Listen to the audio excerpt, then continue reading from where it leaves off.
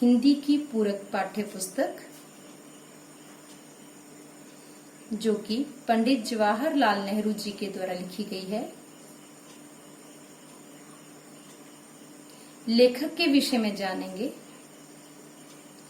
जवाहरलाल नेहरू का जन्म 14 नवंबर 1889 को ब्रिटिश भारत में इलाहाबाद में हुआ। इनके पिता मोतीलाल नेहरू एक धनी बैरिस्टर थे जो कि कश्मीरी पंडित थे। मोतीलाल नेहरू सारस्वत कौल ब्राह्मण समुदाय से थे। स्वतंत्रता संग्राम के दौरान भारतीय राष्ट्रीय कांग्रेस के 2 बार अध्यक्ष चुने गए। उनकी माता स्वरूप रानी थुस्सू जो कि लाहौर में बसे एक सुपरिचित कश्मीरी ब्राह्मण परिवार से थीं। मोतीलाल की दूसरी पत्नी थी। वह पहली पत्नी की प्रसव के दौरान मृत्यु हो गई थी। जवाहरलाल नेहरू 3 बच्चों में से सबसे बड़े थे, जिनमें बाकी 2 लड़कियां थीं। बड़ी बहन विजयालक्ष्मी जो कि बाद में संयुक्त राष्ट्र महासभा की पहली महिला अध्यक्ष बनी। सबसे छोटी बहन कृष्णा हठी सिंह एक उल्लेखनीय लेखिका बनी और उन्होंने अपने परिवारजनों से संबंधित कई पुस्तकें लिखी। 1890 के दशक में नेहरू परिवार। आइए थोड़ा सा पीछे चलते हैं जो कि नेहरू जी के बचपन से संबंधित है। जवाहरलाल नेहरू ने दुनिया के कुछ बेहतरीन स्कूलों और विश्वविद्यालयों में शिक्षा प्राप्त की थी। उन्होंने अपनी स्कूली शिक्षा हैरो से और कॉलेज की शिक्षा ट्रिनिटी कॉलेज कैम्ब्रिज लंदन से पूरी की थी। इसके बाद उन्होंने अपनी लॉ की डिग्री कैम्ब्रिज विश्वविद्यालय से पूरी की।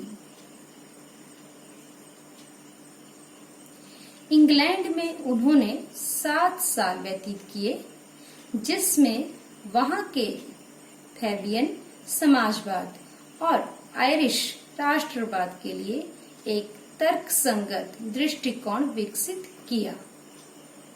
जवाहरलाल नेहरू 1912 में भारत लौटे और वकालत शुरू की। 1916 में उनकी शादी कमला नेहरू से हुई।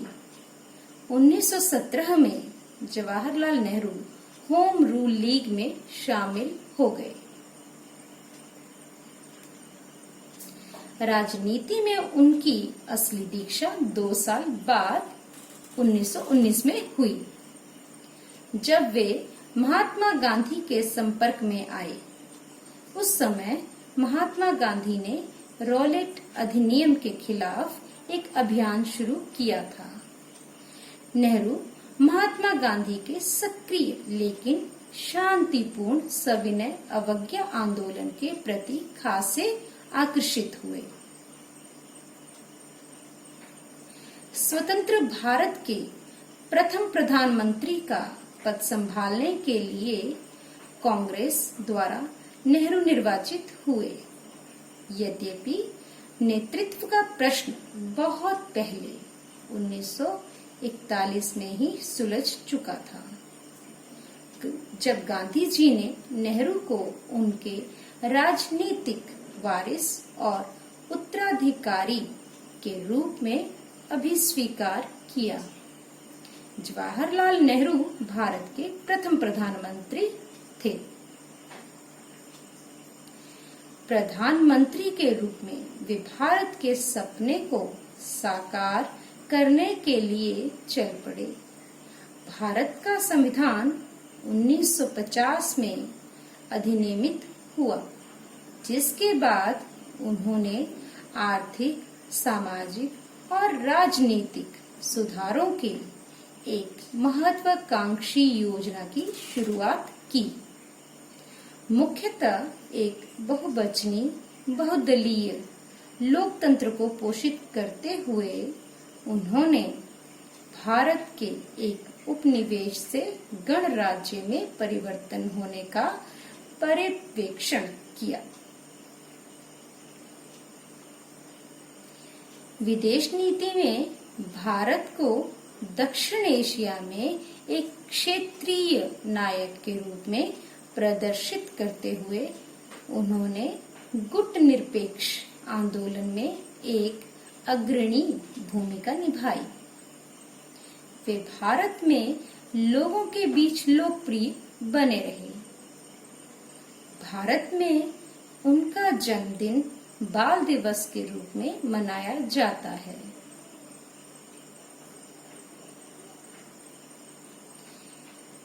नेहरू जी की लिखी हुई पुस्तकें जो कि प्रकाशित हुई, उनकी सूची इस प्रकार से है। ये कुछ ही पुस्तकों के नाम हम यहाँ दिखा रहे हैं। पिता के पत्र सुपुत्री के नाम 1929, विश्व इतिहास की झलक ग्लिम्प्सेस ऑफ वर्ल्ड हिस्ट्री 2 खंडों में 1933, मेरी कहानी एंड ऑटोबायोग्राफी 1936, भारत की खोज द डिस्कवरी ऑफ इंडिया 1945, राजनीति से दूर, इतिहास के महापुरुष, राष्ट्रपिता जवाहरलाल नेहरू 92। इस प्रकार से नेहरू जी द्वारा लिखी हुई ये कुछ पुस्तकों के सूची है। आइए जानते हैं भारत की खोज पुस्तक की रचना किस प्रकार से हुई। भारत की खोज की रचना 1944 में अप्रैल सितंबर के बीच अहमदनगर के किले की जेल में हुई। यह पुस्तक 9 अगस्त 1942 से 28 मार्च 1945 के बीच के अपने साथियों और संबंधियों को समर्पित की गई है। तिथियों का यह चुनाव संयोग भर नहीं है, बल्कि उस दौर की घटनाओं के प्रति नेहरू के गहरे सरोकार की ओर इशारा करता है। पुस्तक की भूमिका में नेहरू ने कारावास के प्रिय साथियों को बहुत सम्मान से स्मरण किया है।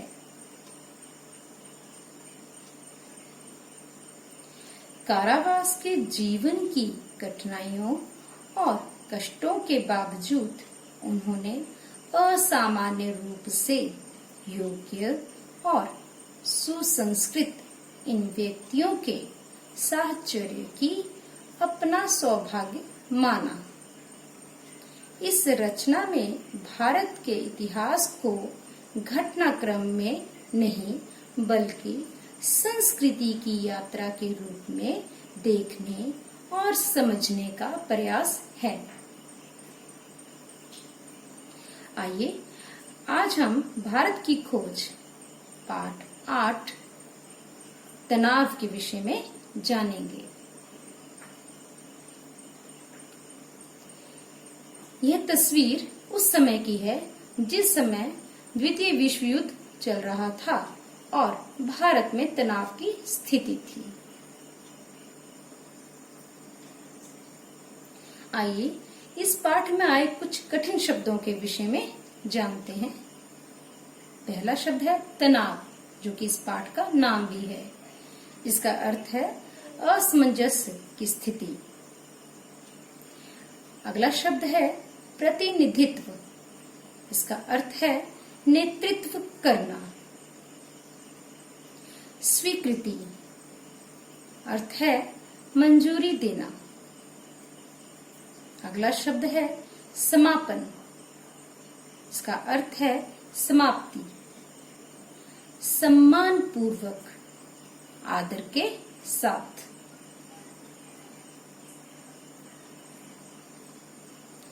आइए पाठ के विषय में जानेंगे। भारत में तनाव सन 1942 के शुरू के महीनों में बढ़ा। युद्ध का मंच लगातार निकट आता जा रहा था और भारत के शहरों पर हवाई हमलों की संभावना पैदा हो गई थी। जिन पूर्वी देशों में युद्ध जोरों पर था, वहां क्या होगा? भारत और इंग्लैंड के संबंधों में क्या नया अंतर आएगा?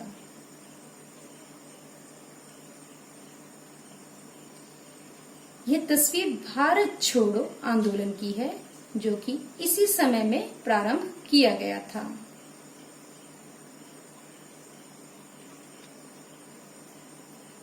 भारत के सामने अब जो चुनौती थी, उसको सामने देखते हुए भारत छोड़ो प्रस्ताव प्रारंभ किया गया।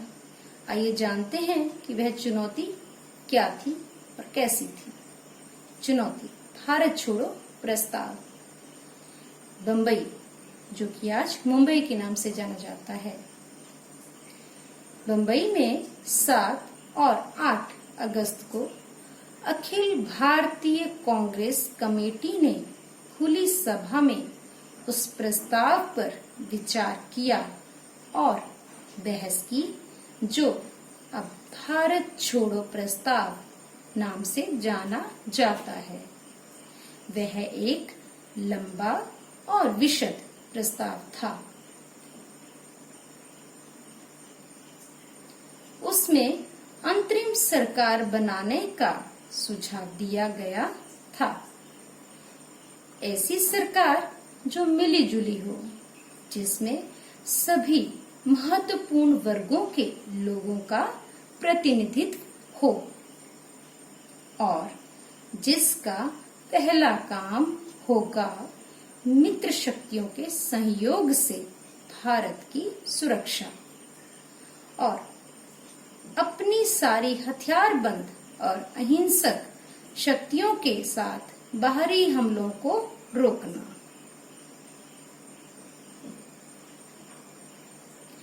कांग्रेस कमेटी ने संसार की आजादी के लिए ब्रिटेन और संयुक्त राष्ट्र से फिर अपील की और इस बात की स्वीकृति देना तय किया कि गांधी जी के अपरिहार्य नेतृत्व हिंसात्मक ढंग से एक जन आंदोलन शुरू किया जाए।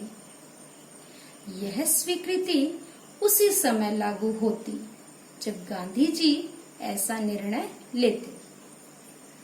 अंत में कहा गया कि कमेटी कांग्रेस के लिए शक्ति हासिल करना नहीं चाहती। ताकत जब भी आएगी तो वह भारत की सारी जनता की होगी। अपने समापन भाषणों में कांग्रेस सभापति मौलाना अबुल कलाम आजाद और गांधी जी ने यह स्पष्ट कर दिया कि उनका अगला कदम होगा ब्रिटिश सरकार के प्रतिनिधि वायसराय से मुलाकात करना और खास संयुक्त राष्ट्रों के मुख्य अधिकारियों से एक संपूर्ण समझौते के लिए अपील करना। 8 अगस्त सन 1942 को काफी रात गए यह प्रस्ताव अंततः पास हो गया। कुछ घंटे बाद 9 अगस्त की सुबह सुबह बंबई में और पूरे देश में अनेक स्थानों पर बहुत सी गिरफ्तारियां हुई और इस तरह हम अहमदनगर के किले में आए।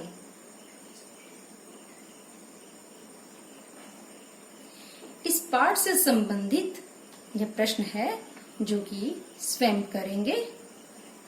भारतीय स्वतंत्रता संग्राम में भाग लेने वाले इन्हीं 5 स्वतंत्रता सेनानियों के विषय में लिखें। इसका उत्तर लिखते समय स्वतंत्रता संग्राम में भाग लेने वाले सेनानियों के भारत छोड़ो आंदोलन में जो जो उनके योगदान रहे उनके विषय में भी लिखेंगे। धन्यवाद।